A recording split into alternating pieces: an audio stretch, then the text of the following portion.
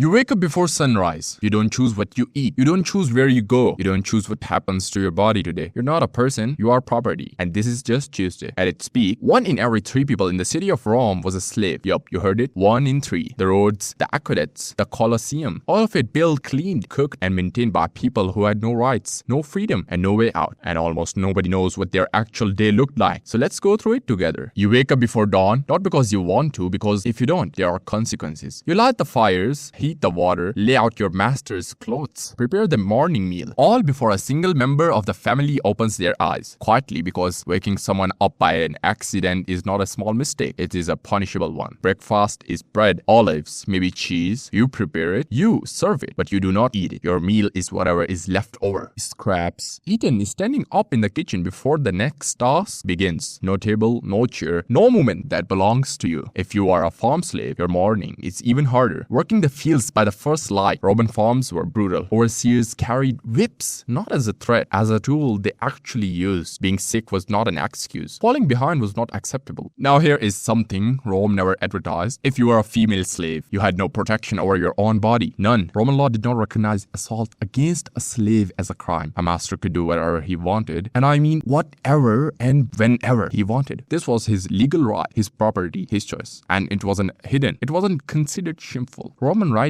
mentioned it the same way they mentioned the weather. After the household retired at night, a female slave's day was not over. She could be called at any hour. She had no right to refuse. A refusal itself was punishable. And if she became pregnant, the child was born a slave automatically, owned by the same man who owned her. Rome had a word for these children. Were nigh. Homeborn slaves, considered more valuable because they had never known freedom and were easier to control. The system fed itself. After that came the gladiators. History turned them into legends, movies, games. The raised fist. What history misses over is what it actually took to produce one. Gladiators were mostly slaves and prisoners of war, sent to gladiatorial schools called ludi. And school is a generous word. It was a prison with a training ground, high walls, armed guards. You did not leave. You were fed well, which sounds like mercy until you understand why. A well-fed gladiator is a better spectacle. You were kept healthy for the same reason a racehorse is kept healthy. Your body was an investment. Your death, when it came, was the return on that investment. On fight day, the crowd was tens of thousands. They had been drinking. They were loud. There for blood, and they knew it, and they were not ashamed of it. You fought, not for glory, not for Rome. You fought because the only alternative was to be killed. The average gladiatorial career lasted 2 or 3 years. Most never saw the outside of the arena. What Rome never put in its history books was the sound inside those schools at night. Men who had been soldiers, farmers, fathers, lying in their cells knowing what tomorrow held. Some had wives and children. They were torn from when captured. They would never see them again. Rome turned that grief into entertainment and sold tickets to it. Roman law did not consider slave people. Legally, they were objects, same category as furniture. The Romans built an entire philosophy around this, told themselves slaves were inferior, that this was the natural order. There are some people who were simply born to serve. It made it easier. It always does. There was one way out. A master could free a slave. Some did. Skilled or favorite slaves could earn their freedom over time. Rome loved to point at these stories. The exceptions. Look how fair we are. Look how the system works. What Rome did not point at were the millions who didn't make it out. The women who spent their entire lives without ownership of their own bodies. The men who died in arenas for crowds that forgot their names before the gates closed. The children born into chains who never knew anything else. Rome built philosophy, law, art, architecture, ideas that shaped the world for 2,000 years after it fell, and it built all of it on the backs of people who had no rights, no freedom, and no name that was truly theirs. We remember the emperors, the generals, the gladiators as legends. We do not remember the people who had no choice but to become one. Rome called it slavery. Today, we call it 9 to 5. The web is just a paycheck now. What do you think? Is modern life freedom or just a cleaner version of what Rome built? Tell me in the comments. Until then, see you in the next video.